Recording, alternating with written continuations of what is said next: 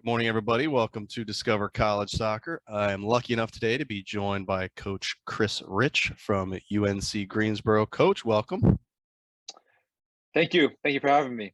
Thanks for being here. And we'll just jump right into it. I don't know if yesterday was a busy day for you as we're talking on June 16th. So everybody, at least on social media, things were flying left, right, and center about the old June 15th day of being able to talk to rising juniors. So with that being said, for you guys, when are you starting to look at players, jotting notes down, seeing them at tournaments or wherever, and really kind of starting your evaluation process? What year are kids generally? Sure.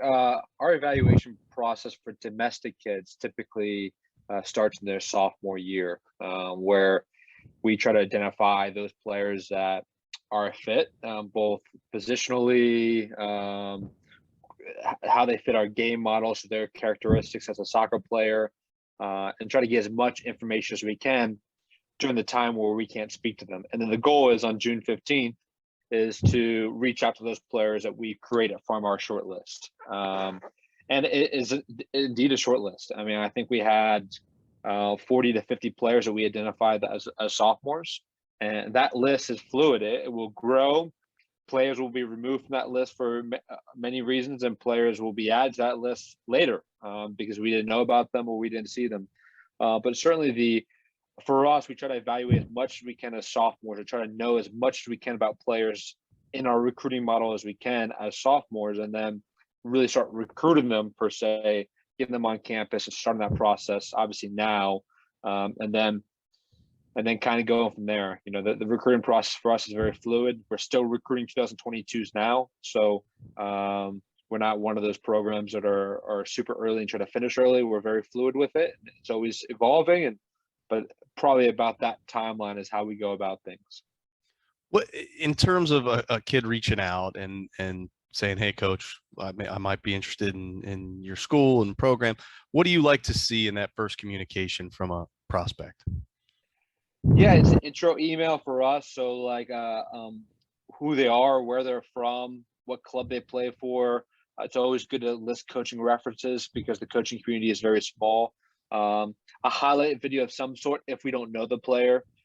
Typically, obviously international players or players that maybe not as local, highlight videos and video becomes a little bit more useful or more valuable. Whereas local players, we typically see them live, whether in our environment or theirs. But I would say their basic information, where they're from, coaching information, their club, their position, a short video, and then as much as you can update transcripts. For me, that's probably my second question or my second call is getting the transcripts. My first call is typically get to know the player and learning more about them. But as much information as you can in that intro email is good, but you don't want to overwhelm the email or overwhelm the recipient because obviously coaches get a lot of emails. So, but we answer every email no matter what. Obviously, there's a filtering process for us. I don't see every email personally, but my staff does. And then the emails that my staff feels like I really need to see comes to me. But every email is viewed and answered. Awesome. Awesome.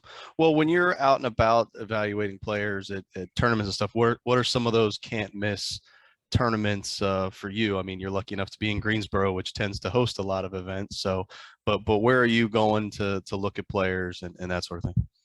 Yeah, the two models that we typically look at are MLS Next, which is mostly MLS academies, but there's a lot of very good academies as well outside the Major League Soccer, and then ECNL.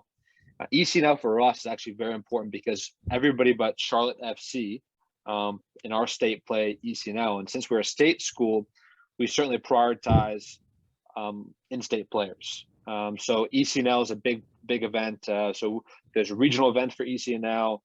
There's local tournaments like Jefferson Cup that host all of our ECNL teams. There was a event this past weekend called the Mid-American Cup. I think that hosts all the ECNL teams in our region. So events like that, and then obviously the major ECNL showcase that kind of encompasses all the teams in the country, and then MLS Next showcases throughout the year. So That's what we focus on, and it's all about our recruiting model. So there's many other events out there, both out of our region and leagues that I didn't name, but we have a very specific recruiting model, and we try to stick to our plan based on that. Okay. What about camps? How do they fit into your overall recruiting process, whether that's your own camps or outside camps? Yeah, we very rarely do outside camps. Besides, maybe the assistants will do 1 or 2 a year. We absolutely recruit out of our ID camps. We have a huge ID camp in the summer in July, and then we always do one in the fall and one in the winter. So we have 3 ID camps throughout the year, and probably about 25 to 30% of our roster came through that camp or had attended the camp. We actually are having all of our we had all of our 2022 domestic commitments attend a camp, and we have all of our 23 kids are already committed attending a camp. So it's a big part. Obviously, it's not for everyone, and there are some resources that are typically required to come along with it. So it's not a necessity for us, but we certainly use it specifically for UNCG recruiting. Makes sense. Well, whether it's at camp or at a tournament, and you're looking to evaluate players, kind of what's your hierarchy of things that you're looking at, whether that's on the field or off the field? Yeah, so we always go back to our game model. So before we learn about the human being element and about the student element, we try to figure out, is this player a good fit for our game model? We're a very possession-based team. We want to have the ball at all times. We play a positional play system, so it requires high soccer intelligence, soccer IQ. It requires players to be very technical on the ball, to be able to make decisions under pressure. We want to be able to build out of the back, so you have to be able to break lines and be able to find different kinds of passes, are they short or long or around or through. So we're looking for specific technical and tactical qualities that fit our game model. And then we want to defend high up the field. We want to have the ball at all the time. So we want to press aggressively, and we want to counter press and react when we lose the ball aggressively. So a big part of that is, obviously, you need physical qualities to do that. But we look for a buy-in. We need a mentality that guys are bought into do the out of possession principles that we need. In possession principles are super important here at UNCG. If you watch us, but out of possession is just as important because we want to have the ball. So we look at those characteristics that fit our game model. That's first and foremost, and then there's other qualities that we look for. Probably the first one is their competitiveness.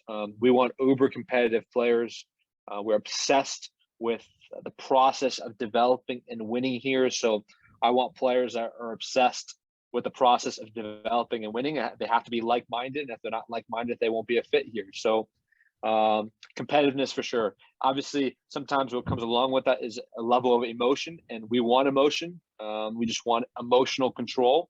But that's a good way when we're evaluating is, are they competitive when the team's not so great, or are they doing whatever they can to win? When they're down, how do they react? When they're up, how do they react? So a lot of reactions, body language, competitiveness, emotion, and certainly some interactions with teammates, coaches, referees. But it kind of goes in that process. And then obviously when we get to know them off the field, there's the human being element comes into play more, and the student element comes into play. Yeah, no, absolutely. Earlier you mentioned just kind of the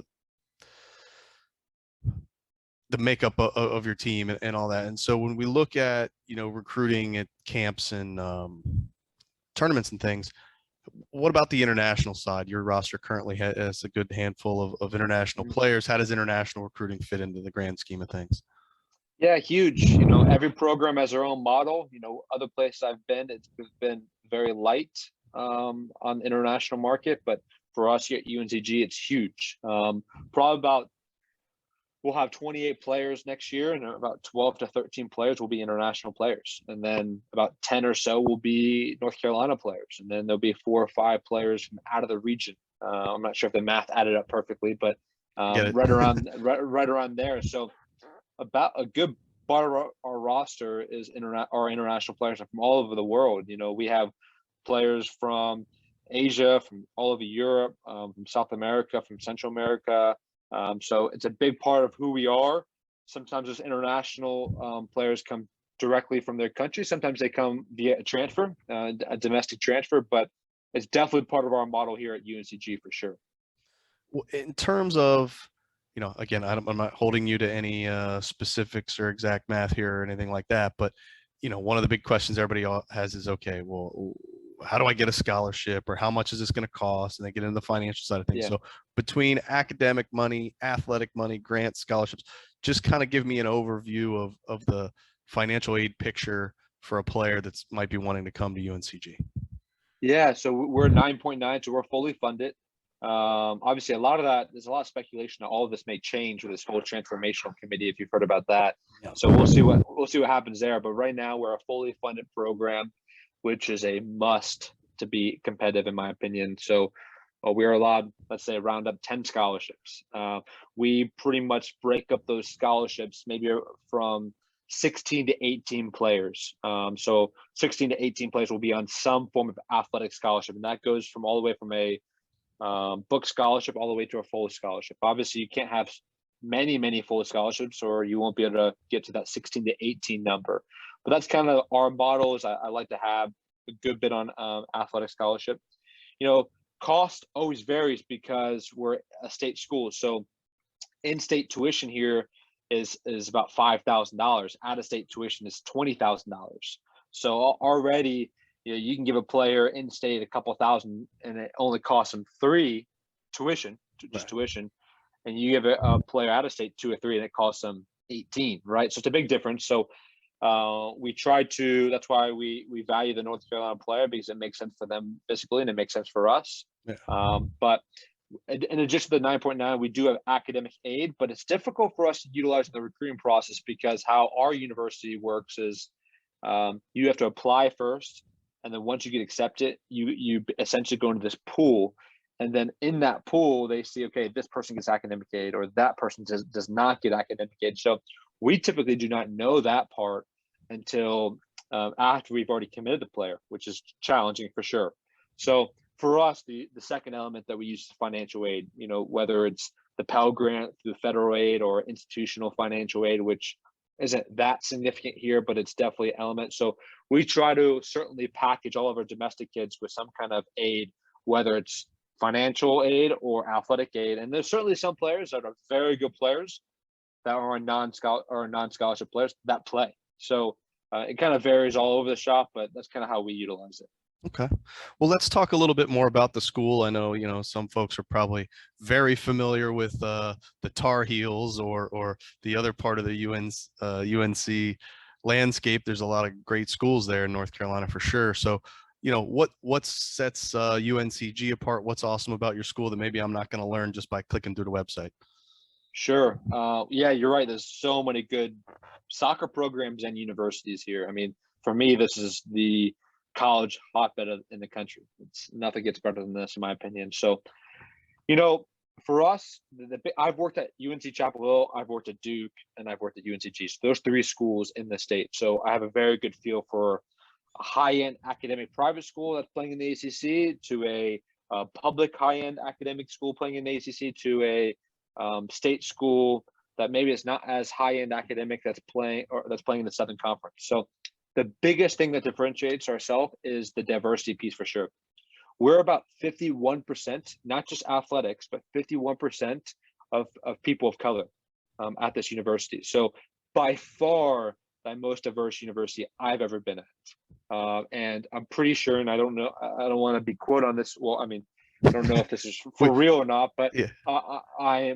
we are 51%, and I think that's number 1 in the state. I think I just don't know everybody else's numbers, but through my experience, I know we're more diverse than Wilmington. I know we're more diverse than Charlotte, more diverse than App State, more diverse than UNC, more diverse than Duke, and so on. Right? There just could be other schools too, but we pride ourselves on that. We're super diverse. We have so many first generation college students at our university. So we're definitely a university that is more on opportunity and more on giving people first generation opportunities. And for sure, we embrace and welcome and celebrate diversity here at UNCG. So because that is a huge pillar here at UNCG as a university, that's certainly a big part of our program. You know, we have about 50% of our players that are from different countries and different ways of life. Even American players here, their mom or dad is born in a different country quite often. So we are super diverse, and that's not just color. That could be race. That could be ethnicity. That could be ways of belief, and so on. So that's probably the biggest thing that differentiates ourselves from a university standpoint, because I never experienced anything like that, and I know we celebrate that here. Awesome. Well, you know, besides soccer, there's the academic component. So for somebody that's coming into UNCG, how do you guys support the academic side of thing? How do players strike that balance between athletics and academics? Yeah, it's great. You know, we have a full-time academic coach who's the director of our academic services program. Her name's Kristen Resbold. She's fantastic. She works directly with our program and men's basketball, and she leads that department. Since we have been here working together, our GPA just this past year set a record ever in the history of men's soccer, the year cumulative GPA. Super proud of that. You know, when I first got here, it was in the high twos, and then this past year, it's a 3.2 team GPA. And in men's soccer, that's really high. You know, you'll get it higher in some other sports and some other genders, but in men's soccer, that's really good. So Kristen does a fantastic job. You know, part of her role is helping figure out that balance. So, you know, forming a schedule that works well with our in-season schedule and then our out-of-season schedule, coming up with the right kind of classes they should be taking, working with their advisor across campus and their major, and figuring out, okay, what classes when to take them, what major maybe interest them, because there's always some changes back and forth with that. And really, she's a resource in all aspects of life. You know, she's the one person that doesn't focus on or care about playing time, right? So she's there for them from the human being standpoint, whether it's academically related or it's mental health related, or it's just giving them resources to succeed in life. So that's how she provides that balance and helps support the program. We train at 10 a.m. here, which is awesome. We train in the mornings. So the first thing the guys do, except for like maybe one player here and there, is the soccer piece. So they wake up around 8:30 and get breakfast soon after, and then they're in the building by 9:30 and on the field by 9:45, and we're practicing by 10 and done by around 11:30, 11:45. So their class schedule is actually in the afternoons, around 1:30 to 4:30, give or take. So that's their balance throughout the day, and their evenings are typically on their own, except again, maybe one or two guys that choose to take evening classes. So it's a good balance. And we have a support system here with Kristen that's fantastic, and she's one of the best I've ever been around, and that includes places like Duke and Carolina that take a lot of pride in that as well. So the guys typically do very, very well here because of the support that we give.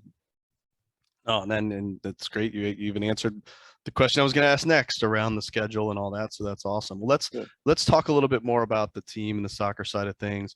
You mentioned, you know, your roster size in terms of around, I think 28, you said, is what you're shooting for. In terms of the rest of the team, AKA your staff, you know, how big is your soccer staff? What role does each of them play throughout the program? Yeah, so we have a coaching staff of 4. You have myself, you have Scott Wells, who's our associate head coach. We have assistant coach Jonathan Lagos, and then assistant coach who is in our volunteer role, Peter Merritt.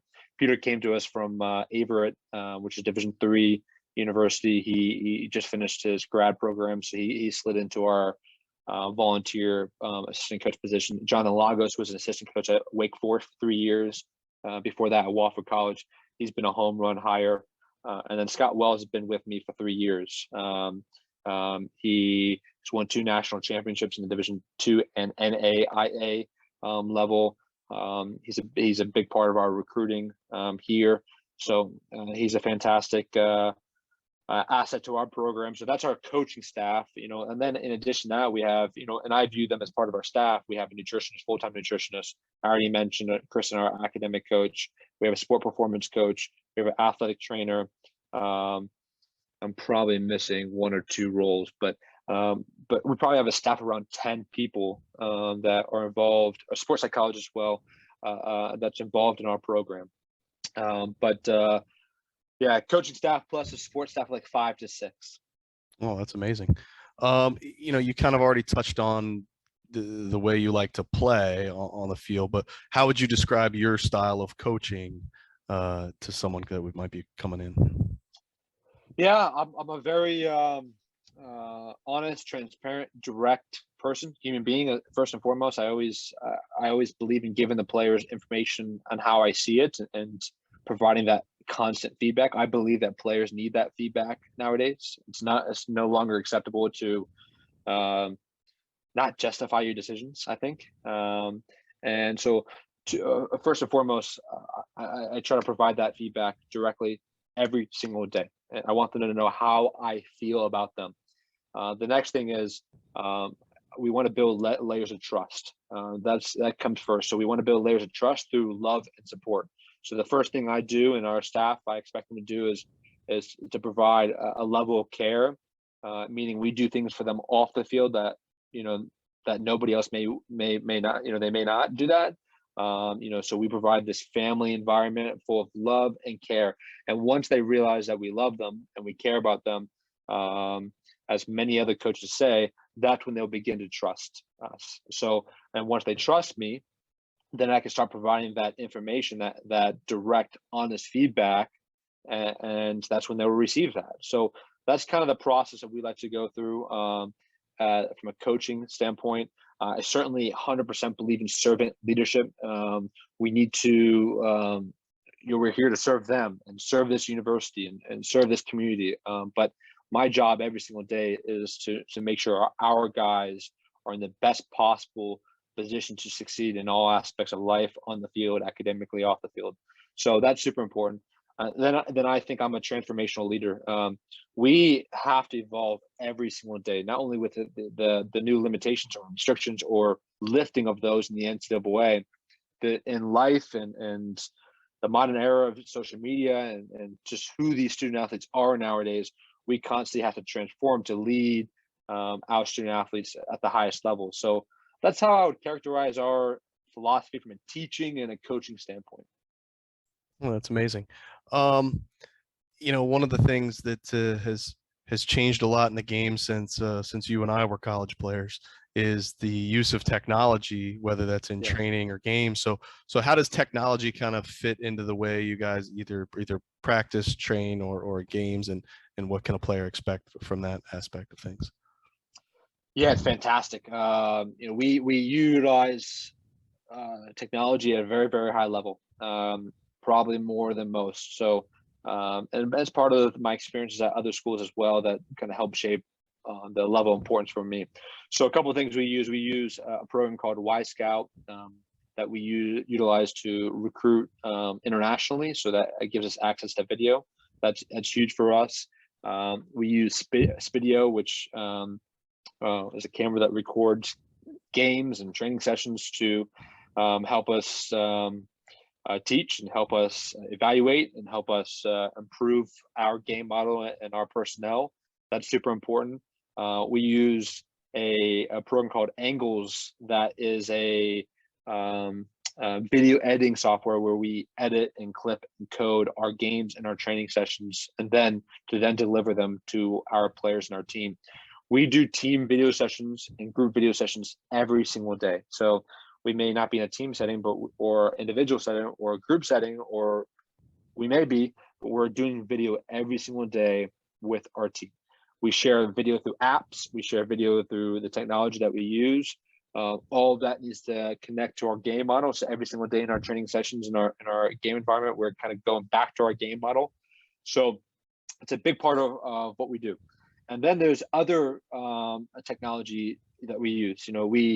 I view this as part of the technology realm. Is we just purchased about $2,500 worth of injury prevention and recovery equipment, where we were recovery boots, Normatex, and then these hypervolt guns, if you will, to massage out kinks and muscle soreness and so on. So we just purchased about $2,500 worth of that equipment just for men's soccer alone. That's huge, because I think utilizing technology and this equipment to help prevent injuries and help recover after games is super important.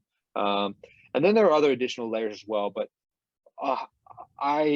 we have a younger staff here. I'm the oldest on our staff, and I haven't broken 40 yet. So I think we're a younger staff, and so we certainly utilize and value technology and in many aspects of the program. No, that's awesome. Well, Coach, I appreciate the time. We've covered a lot of ground, and I always like to end with the same question, which is, what didn't we cover? What else is it that you want folks to know, whether it's about the team, the school, or anything else that you think would be relevant to them? The only thing I'd say is watch out for UNCG soccer. Last year we were the SoCon champions. We finished the season 13-4-1. We beat the national champions, Clemson University, 3-1 at our place. We were the leading goal scoring team in the country last year. We had 6 first-team All-Players. We won every conference award you could win: Player of the Year, Goalkeeper of the Year, Coach of the Year, Freshman of the Year. So watch out for UNCG Spartans. I know I'm celebrating and maybe gloating about our success, but I want to celebrate it, and I believe we are a top program here, and I'm excited for this upcoming fall to test us once again. Well, and you should celebrate it. You had an amazing run, and we're looking forward to seeing how you guys come back this fall and hopefully have that long-term run in the tournament and play deep into November and December. So, Coach, I appreciate the time. Wish you the best of luck, and hopefully we'll see you holding up some trophies this coming fall. I appreciate that. Thanks, Matt. Thanks.